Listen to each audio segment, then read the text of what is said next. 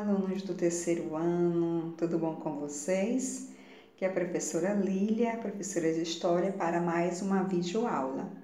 Nosso assunto hoje será Cidadania e Política na Primeira República. Na aula passada, nós estudamos a instituição da República, né? Como é que a República nasce aqui no Brasil, e nós refletimos um pouco sobre a ausência da participação popular dentro desse processo. Hoje, na mesma linha, a gente vai discutir a construção da cidadania e o exercício dessa cidadania e as relações políticas estabelecidas no nosso país nos primeiros anos da República. Bom, pessoal, inicialmente a República no Brasil ela é ocupada pelos militares, tanto que esse período é chamado de República da Espada, né? Nós temos os dois presidentes, o Deodoro da Fonseca e o Floriano Peixoto. O Deodoro da Fonseca, ele assume o governo do país já em 1890 e 89, né? Em 1891 ele se torna oficialmente, legitimamente presidente e fica até segundo semestre desse mesmo ano. Por vários motivos ele acaba renunciando e quem assume é o Floriano Peixoto, que assume até o ano de 1894. Bom, o que a gente pode extrair e destacar desse período? Primeira coisa é o encilhamento, né? O que foi o encilhamento? É uma reforma econômica, financeira, realizada pelo ministro da Fazenda, o Rui Barbosa, na época, que tinha como objetivo o crescimento econômico do país, sobretudo no setor industrial. Para isso, foi autorizado os bancos a emitir um número grande de dinheiro, né, de papel moeda, certo? Para que essa emissão de dinheiro? Tinha como finalidade o empréstimos para se criar indústrias e pagar salários dos operários. E assim a gente tem um desenvolvimento industrial do país. No entanto, o que acontece? Foi emitido muito mais dinheiro do que o necessário, do que a economia necessitava, e isso gerou uma inflação, ou seja, um aumento dos preços dos produtos. Além disso, muitas empresas que foram criadas para pedir esses empréstimos eram empresas fantasmas, utilizadas para esse empréstimo, para se obter esse empréstimo, mas que na verdade essas empresas elas não existiam, né? E esse dinheiro desses empréstimos foi utilizado muito para quê? Para aplicar na bolsa de valores, causando uma especulação financeira. Ou seja, eu especular é quando alguém vai especular, vai procurar dentro da bolsa de valores qual é o melhor investimento para você colocar dinheiro.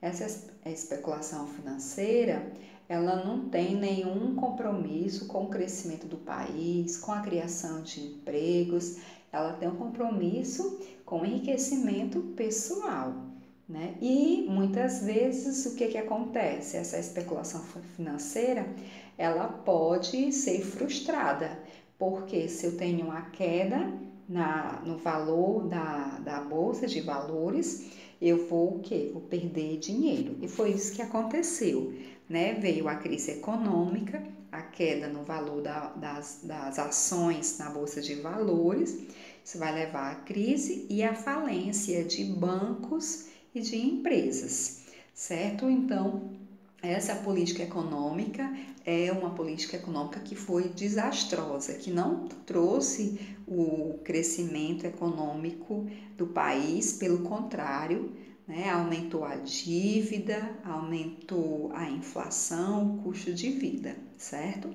E uma outra coisa importante desse período é a elaboração da Constituição de 1891, que é a primeira Constituição republicana do país.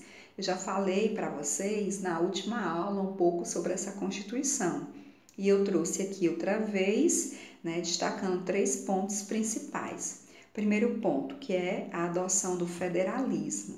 A partir de então, as antigas províncias do país seriam transformadas em estados.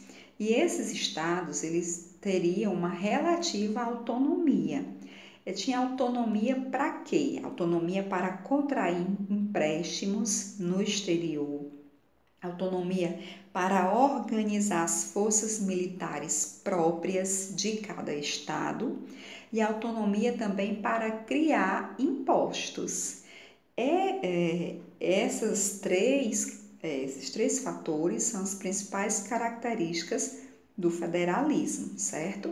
Além disso, a gente vai ter a divisão dos 3 poderes na Constituição, do poder executivo, do poder legislativo e do poder judiciário, tá certo, pessoal? E a adoção do sistema presidencialista de governo no nosso país.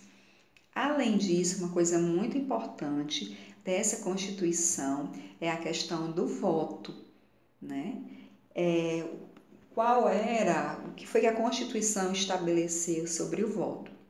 Primeira coisa, estabeleceu o voto aberto. Significa que todas as pessoas poderiam saber do voto do eleitor, né?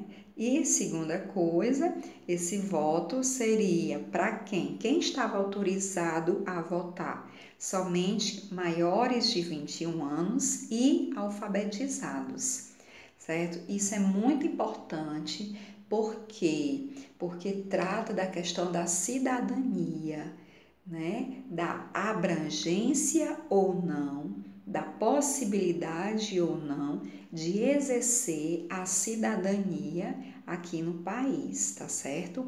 Então, a gente percebe aí que eu tenho questões que são importantes, né? O voto aberto, ou seja, todo mundo saber em quem eu vou votar e se restringir para os alfabetizados.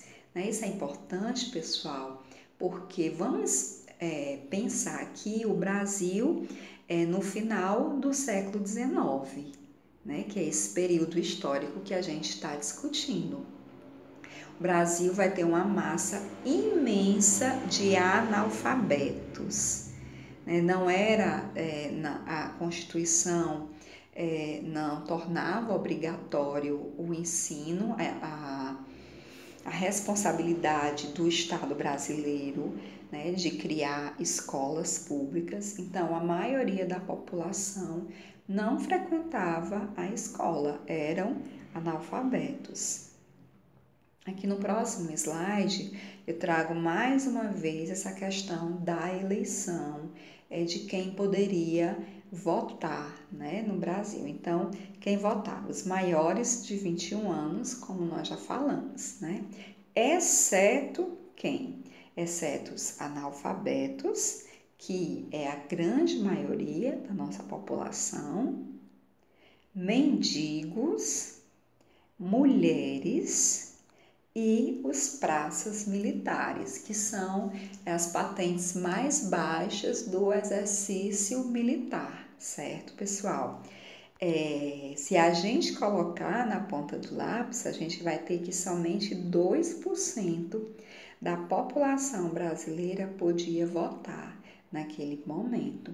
Então, esse exercício da cidadania é um exercício da cidadania muito restrito, muito reduzido, não é? Os direitos políticos que deveriam ter vindo junto com a República, eles vieram, mas somente para alguns, enquanto a grande maioria do nosso povo fica de fora desses direitos políticos. Com o final do governo do Floriano Peixoto, a gente tem um novo período na República, chamada de República Oligárquica. Agora, por quê? Não são mais militares que estão no poder do nosso país, serão os civis, né? Os próximos presidentes são civis, e essa república oligárquica, ela vai ser uma república onde eu vou ter dois grupos importantes aí, que são os latifundiários, os donos de terra, e os coronéis, que são aqueles que vão ocupar a cena política no nosso país. Por que é chamado de república oligárquica, né? Oligarquia quer dizer o poder de poucos. E esses poucos são justamente os detentores de terra, são as famílias detentoras de terra do país que vai ocupar a cena política, que vai ocupar os cargos mais importantes políticos no nosso país, tanto a nível de estado como a nível federativo. Dentro dessa república oligárquica, eu vou ter uma política muito conhecida chamada política café com leite, né, pessoal? Essa imagem aqui da gangorra, né, tentando equilibrar São Paulo e Minas Gerais, que são os dois estados mais importantes que vão atuar dentro dessa política. E o que a política café com leite significa? Significa acordos políticos entre os estados de Minas Gerais, grande pecuarista, né, produtor do leite, criador de gado, e São Paulo, onde está os maiores e mais importantes cafeicultores do país. Esses acordos políticos, essa divisão essa alternância, melhor dizendo, entre São Paulo e Minas Gerais para se eleger o presidente da República. Em outras palavras, significa que, ora, o presidente da República deveria ser um paulista, ora, o presidente da República deveria ser um mineiro. Então, essa alternância de poder entre Minas Gerais e São Paulo é o que nós chamamos de política café com leite, tá certo? Para que essa alternância acontecesse dentro de São Paulo e Minas Gerais, envolvendo esses dois estados, a gente vai ter toda uma manipulação do processo eleitoral no país, né? Como é que se dá essa manipulação no processo eleitoral? Através de uma política que ficou conhecida como política dos governadores, que nada mais é do que uma política de troca de favores entre governadores e o poder federal, né? O poder federal, o governo federal dá apoio às oligarquias, aos governadores de cada estado, apoio em que sentido? Concedendo verbas, favores para aliados e padrinhos políticos desses coronéis, desses governadores, e em troca esses coronéis, esses governadores que vão manipular o processo eleitoral, as eleições em cada estado, vai fazer com que os deputados federais e senadores que sejam eleitos sejam aqueles que são de apoio, da base de apoio do presidente, do governo federal. Isso é uma forma de manutenção dessas famílias, dessas oligarquias no poder. Ok, pessoal? Além disso, né, nós vamos ter nos estados, dentro dessa política de manipulação do processo eleitoral, o processo do coronelismo. Quem são os coronéis, pessoal? Os coronéis são os fazendeiros, né, muito chamados de coronéis, são os fazendeiros, são os proprietários de terra, que vão ter grande importância econômica, política e social nas suas regiões. E esses coronéis, eles vão conduzir todo o processo eleitoral através daquilo que a gente conhece como voto de cabresto, né? Os coronéis, eles vão, no período das eleições, trabalhar para que os seus agregados, os seus trabalhadores, empregados, afiliados, votem nos seus políticos. A gente viu que a eleição era a utilização do voto aberto, então isso ficava muito fácil para esse processo de manipulação dos coronéis, né, que levavam os eleitores até o espaço das eleições, onde acontecia a votação, e ficava lá com seus capangas vigiando em quem os seus empregados, os seus agregados iam votar, né? E aí a gente tem, pessoal, um voto baseado no quê? Baseado na fidelidade ao Senhor, baseado na troca de favores, né? A maioria dos eleitores eram pessoas simples que viviam na fazenda, que ocupavam as terras, ou seja, que dependiam financeiramente para viver desses coronéis que detinham, né, a terra no país nesse momento. Então essas pessoas, elas vão votar não em quem elas acreditem ser o melhor, né, o melhor político, a melhor opção, aquele que tem a melhor proposta, mas eles vão votar naqueles que o coronel apontar. Se o coronel diz que é para votar no fulaninho, então as pessoas vão lá e votam no fulano, né? Porque, mais uma vez, esse voto não tem um caráter político, de consciência crítica, né? De utilização de um direito do cidadão, mas o voto tem um caráter dessa troca de favores, que é o que nós vamos chamar do clientelismo, né? Os coronéis, essa relação clientelista entre os coronéis e o povo, os agregados, a população, que trata o voto como sendo uma mercadoria, né? O eleitor como sendo o seu cliente.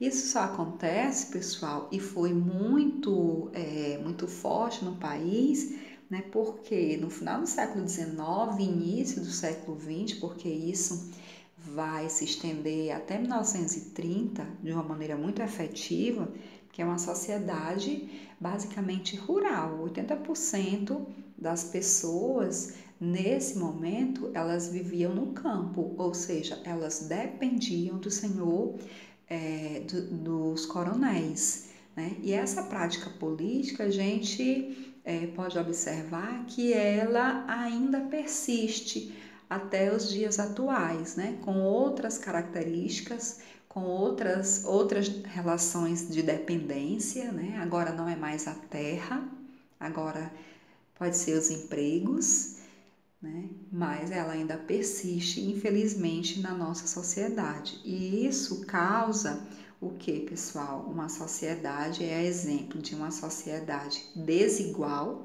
e uma sociedade excludente, né? Desigual porque eu tenho uma pequena parcela de pessoas, de famílias que são importantes, que são ricas, que são detentoras da terra, e que dominam a política, que se alternam, né, dentro da cena política, e a sustentação dessas famílias se dá mediante essa relação clientelista, mediante essa relação de subordinação, né, de apadrinhamento da população mais pobre, que fica à mercê dos favores, dos agrados políticos que esses homens, que esses candidatos, né, que os coronéis, que esses políticos, agentes públicos, realizam e caracterizam a política local, tá certo, pessoal? Essa é a nossa aula, espero que vocês tenham gostado, tenham entendido, e nós nos veremos em breve. Assistam os nossos vídeos, curtam as nossas aulas, comentem nos grupos e tchau, espero que todos tenham gostado.